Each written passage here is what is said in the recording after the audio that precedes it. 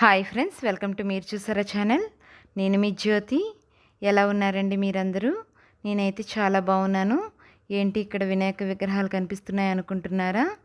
వినాయక చవితి ముందు రోజు ఇంటికి వినాయకుడిని తెచ్చుకుందామని వినాయకుని విగ్రహాలు తయారు చేసే ప్రదేశానికైతే వెళ్ళామండి. సంవత్సరం అంతా మా ఇంట్లో పూజలు అందుకునే వినాయకుడిని తీసుకోవడంలో కాస్త ఆలోచించాలండి. ఎందుకంటే మన పూజా మందిరంలో సరిపడే వినాయకుడిని తీసుకోవాలి కదా. ఇక్కడి నుంచి అయితే నేను ఒక విగ్రహాన్ని అయితే తీసుకొని మా ఇంటికైతే వెళ్ళాము. వినాయక చవితి స్టార్టింగ్ డే నుంచి మేము వినాయకుడిని అనిపే రోజు వరకు మొత్తం వీడియో ఇక్కడ ఉంటుందండి. ఇక్కడైతే వినాయక చవితి రోజు నాడు నేనైతే 3 విగ్రహాలను అయితే పూజిస్తాను ప్రతి సంవత్సరం. మొదటిగా మట్టి విగ్రహాన్ని పెడతానండి. తర్వాత ఈ సంవత్సరం కొత్తగా తీసుకున్న విగ్రహాన్ని అయితే మధ్యలో పెడతాను. లాస్ట్ ఇయర్ పూజలు అందుకున్న వినాయకుడిని పక్కన పెడతానండి. ఇలా 3 విగ్రహాలని అయితే పూజిస్తాను. చూసారా, ఇది మా దేవుడి గది. దేవుడి గది అయితే నా పెళ్ళైనప్పుడు ఎలా ఉందో ఇప్పటికీ కూడా ఇలానే ఉందండి. దీనిని అయితే మేము అస్సలు మార్చలేదు. కిందన మాత్రం కబోర్డ్ వర్క్ చేసేటప్పుడు మాత్రం ఇలా తయారు చేసి పెట్టుకున్నానండి. వినాయక చవితి రోజు 5 రకాల వంటలు చేశానండి. 5 రకాల పళ్ళు పెట్టాను, 5 రకాల పువ్వులు పెట్టాను. అంతేకాకుండా మట్టి ప్రమిదిలోని నేను ఎప్పుడు దీపం పెడతానండి ఇలాంటి పండగ వేళల్లో.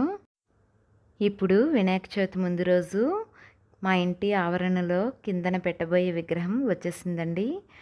రాత్రి 9:30 టైంకి ఈ విగ్రహం మన ఇంటికి చేరుకుంది. ఆ విగ్రహాన్ని దించడంలో చాలామంది అయితే మాకు హెల్ప్ చేశారు. చూశారు కదా, ఇలా చాలామంది వచ్చి మాకు హెల్ప్ చేశారండి. వినాయకుడిని పెట్టే ప్రదేశం అండి ఇది. పిల్లలైతే చక్కగా ఆడుకుంటున్నారు. ఈ వినాయకుడిని బొమ్మ దించడంలో చాలా కష్టమైందండి. దీనిని దించి ఒక పక్కన పెట్టుకొని వినాయక చవితి తయారు చేసే మండపాన్ని తయారు చేయడంలో బిజీ అయిపోయారండి వీళ్ళంతా. మా కారుని కూడా అడ్డుగా ఉంటుందని తీసి పైన పెట్టేశామండి. ఇక్కడ చూస్తున్నారు కదా, నేను మేడ మీద నుండి ఇవన్నీ చూస్తున్నాను. వినాయక చవితి రోజు నాడు పూజ చేశామండి ఇలా.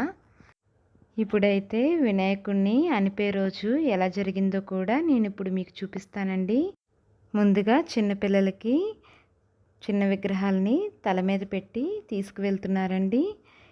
ఇప్పుడు పెద్ద విగ్రహాన్ని తీయడానికి చాలామంది అవసరం ఉంటుంది కదా, వాళ్ళని ఒక్కొక్కరిని అయితే పిలుస్తున్నారు.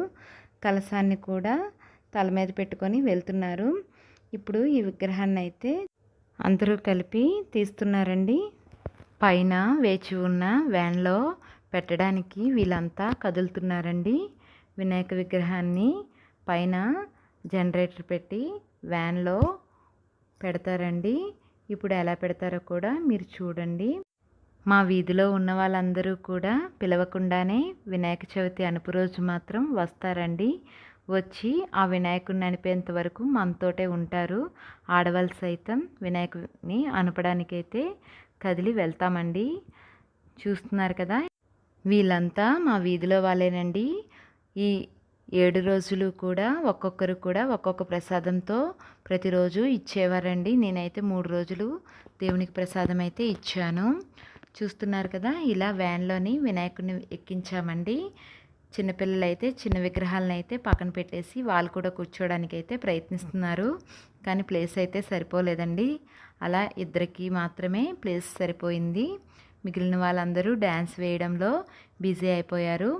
వినాయక విగ్రహం కదిలే ముందు కొబ్బరికాయ కొట్టి డ్యాన్స్లు అయితే వేశారండి. ప్రతి ఒక్కరూ కూడా చక్కగా అక్కడక్కడ డ్యాన్స్లు వేస్తూ వినాయకుడిని అయితే అనపడానికి మేము బయలుదేరుతున్నామండి. వ్యాన్ కదిలే ముందు మా మరిది గారు అయితే తన స్నేహితులతో కలిసి డ్యాన్స్ వేస్తున్నారండి. చూస్తున్నారు కదా, ఇక్కడ తన స్నేహితులతో కలిసి చాలా చక్కగా డ్యాన్స్ వేస్తున్నారు. చిన్నపిల్లలు సైతం చాలా చక్కగా డ్యాన్స్ వేస్తారండి. నేను మొత్తం వీడియో మీకు చూపిస్తాను. ఇక్కడ మా పాపనైతే డ్యాన్స్ వేయమని నేను బతిమలాడుతున్నాను. తనైతే వేయనంటుంది. ప్రతి ఒక్కరు కూడా చాలా చక్కగా డ్యాన్స్ వేశారండి. వీధిలో వాళ్ళందరూ కూడా చాలా చాలా సందడి చేశారు. ఇక్కడైతే అత్తరు సాహిబు పాటకి వీళ్ళందరూ డ్యాన్స్ వేస్తున్నారండి. చూసారా, రోడ్డు మీద డ్యాన్స్ వేస్తున్నారు. ఇప్పుడైతే టైము 11:30 అవుతుందండి. ఒకవైపు బస్సులు కూడా వెళ్తూ ఉన్నాయి. మేమైతే అలా డ్యాన్సులు వేస్తూనే టైం గడిపేసాము. ఇక్కడి నుండి మనం బొమ్మని అనిపే ప్లేస్కి వెళ్ళడానికి చాలా టైం పడుతుంది. వీళ్ళు మాత్రం ఎంత టైం అయినా పర్లేదని అలా వేస్తూనే ఉన్నారండి. అస్సలు అలుపు అనేది లేకుండా అందరూ చాలా సందడిగా ఉన్నారు. చూశారు కదా మీరు కూడా. రోడ్డుపై ఒకవైపు బస్సులు వెళ్తున్నా సరే వీళ్ళు పక్కన సైడ్ నుండి డ్యాన్సులు వేస్తూ ఉన్నారండి. పక్కన హాస్టల్లో పిల్లలు కూడా చాలామంది వచ్చేసారు. నైట్ 11:30 నుండి 12 వరకు మేము ఇక్కడే రోడ్డు మీద గడిపేసాము. మా బొమ్మతో పాటు చాలా బొమ్మలైతే ఆనపడానికైతే తీసుకువచ్చారండి. ఇలా వింతగా వివిధ వేషధారణలతో తయారయ్యి అనుపుకి వచ్చారండి. వాళ్ళతో మేమైతే ఒక ఫోటో తీసుకున్నాము. మా హస్బెండ్ అయితే చాలా ముందుకు వెళ్ళిపోయారు కాబట్టి తను ఇక్కడ లేరు.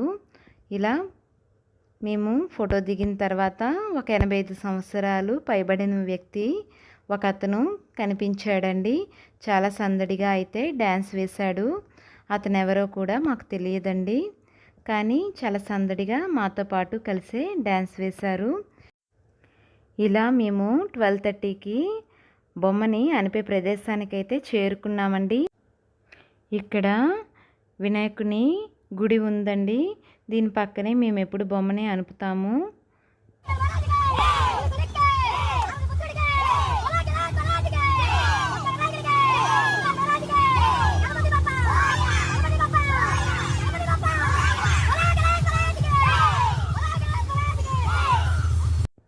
ఇలా వినాయకునికి హారతి ఇచ్చి ఆ దేవునికి పూజించుకొని మేమైతే వినాయకుడిని కాలువలో కలపడానికి బయలుదేరామండి.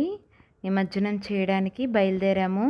ఇలా హారతి అందరూ తీసుకొని ఆ వినాయకుడిని ఒక్కొక్కరు కూడా తీసి ఆ దేవుణ్ణి వాటర్లో పెట్టడానికి వెళ్తున్నాము. చూసారు కదా, ఇది రేవాడ కాలువ అండి. ఆల్రెడీ మా హస్బెండు మా తోటికోడలు కూడా కిందకి దిగిపోయారండి. నన్ను కూడా దిగమంటే నేనైతే దిగనని చెప్పాను. నైట్ 1 అయిపోయిందండి. అందుకని చెప్పేసి చలితో నేను వెళ్ళనని చెప్పాను. వాళ్ళైతే చక్కగా వినాయకుడిని 3 సార్లు ముంచి ఆ దేవునికి సాగనంపారు. చాలా హ్యాపీగా ఫీల్ అవుతామండి. మేము ఎంత కష్టపడి నడిచి వెళ్ళినా సరే ఈ టైంకి మాత్రం చాలా హ్యాపీగా ఫీల్ అవుతాము. ఈ విధంగా మా వినాయక చవితి జరిగింది.